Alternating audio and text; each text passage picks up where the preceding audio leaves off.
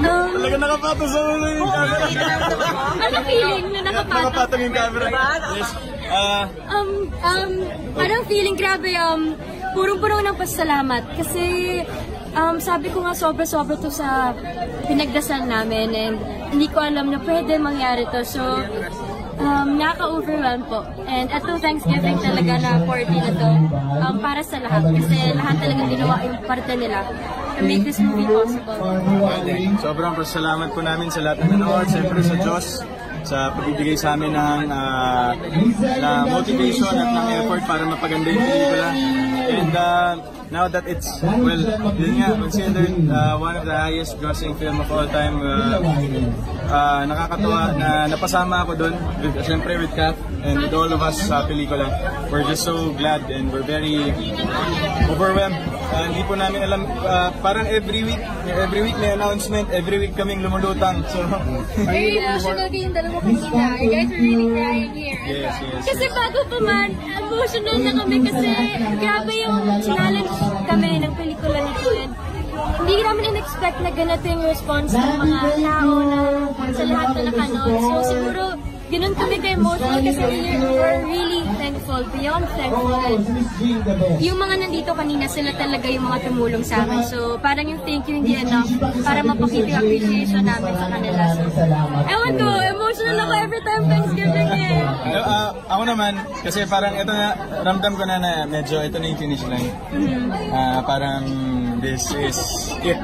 Kumbaga parang, but of course, for Hello Love Goodbye, this is our finish line, pero for more projects to come, siyempre I'm very much open to that. And sana ganun din yung start and Physicat as well. So, parang ang sarap lang matapos ng masaya, ang sarap lang matapos na accomplish kami, ang sarap lang matapos na meron kaming pamilyang uuwian after the film, na hindi lang namin masasabi na mga katrabaho. Kasi iba yung nabuo namin samahan dito. Ready ba kayo magkaroon ng sequel? Kasi sabi nga kanina part 2, no? Sisigaw mo lahat. Part 2. Sana po, siyempre, siyempre naayos po lahat, negotiations as well. Pumayag si GMA po and okay po si Star Cinema. Game na game po. Anong balak niyo mag-trip? Bagbakin mo lang po mag-celebrate? Dahil sa success ng film, nasa-busok na ba kayo? Gusto namin mag-celebrate, pero ngayon kasi may mga kanya-kanya schedule. Ako maaga bukas. Hindi pa po magtagpo. Hindi magtagpo, yes. Pero inaayos para mag-celebrate yung team and yung pinaka-core po na staff. Para alam mo mag-bond na hindi kami magkita-kita for work naman. Yes. So ang hirap lang sa schedule namin lahat, pero mas ang daming aalis. Lalo na yung Joros saka Jeff Tam. So sana end of this month maayos. Sabi nga nila, ikaw lang yung nakagawa nung katanungan sa'yo. Dalawang pelikula magkasunod na lang ang family. Ano reaction about that? Oh my God, grabe. Thank you, Lord. Yun na lang. Lahat to because of the recovery.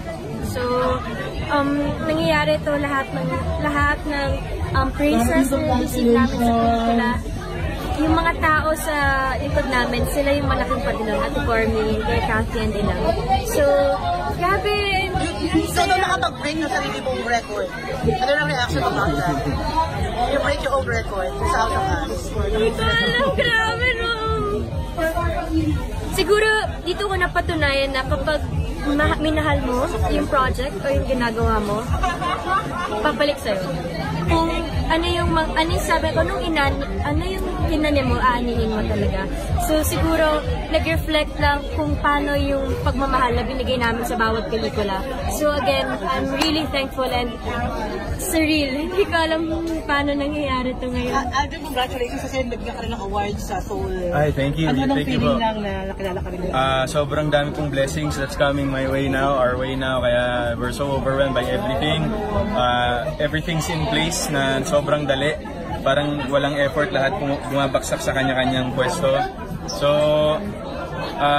talagang it goes to show that if you really have a good heart and you use it for work and you use it for anything that you do, meron ka talagang aanihan na something beautiful. So, I guess ito yung nangyari sa pelikula namin ngayon. And dun sa, bye Mai, ingat ka! Text ko kayo nga. Yes, tas yun yung talagang makukuha mo kahit ano pa mang hardships yung dumating sa buhay mo. So, sobrang saya lang namin talaga ngayon. Kat, very proud talaga sa iyo. Yes, so actually yung nakalimutan ko nga pasalamatan ni Inso kanina kasi eto, hindi ko naman matatanggap tong project nito without him saying yes. And he allowed me to grow. Hindi siya naging selfish and hindi na pinagkait yung opportunity na to sa akin. So, lahat to, sinishare ko din with TJ. My success is his success as well. So, alam ko ngayon na ang saya-saya na sa lahat nangyari and I'm just really happy because I have a supportive boyfriend and wala akong may hiling pa. So, salamat and sa lahat ng mga Kathniel fans as well, Altaub fans, thank you kasi sinuportahan din nila yung pelikula na naintindihan nila na kailangan namin to gawin for our growth. And thank you for embracing the film and for helping us promote. Are you guys working on your individual projects as of now? Yes, meron ng teleserye, si Kath, parang ikaw muna. So, yan, I have an upcoming show with GMA, The Gifts, on gonna be on September. So, yun, parang ang sarap lang na sunod-sunod, pero hopefully within the Christmas season, I would take a break then to be with family. Last question na po, ano pong regalo niyo sa sarili? Regalo ko sa sarili ko. Tulog! Yun yung trip namin this coming Christmas season abroad with family. Yun yung regalo ko sa kanila at sa akin. Regalo niyo sa sarili? I'm sorry, go. Yes. Sobrang nagulat ako coming from Direk Cathy herself. She's looking at me when she was saying those things. Wala na lang akong nagawa. I was emotional na lang ako that time kasi isa sa mga tao ngayon si Direk Cathy, isa sa mga tao sa buhay ko ngayon na lahat ng sinasabi niya sa akin nagmamatter.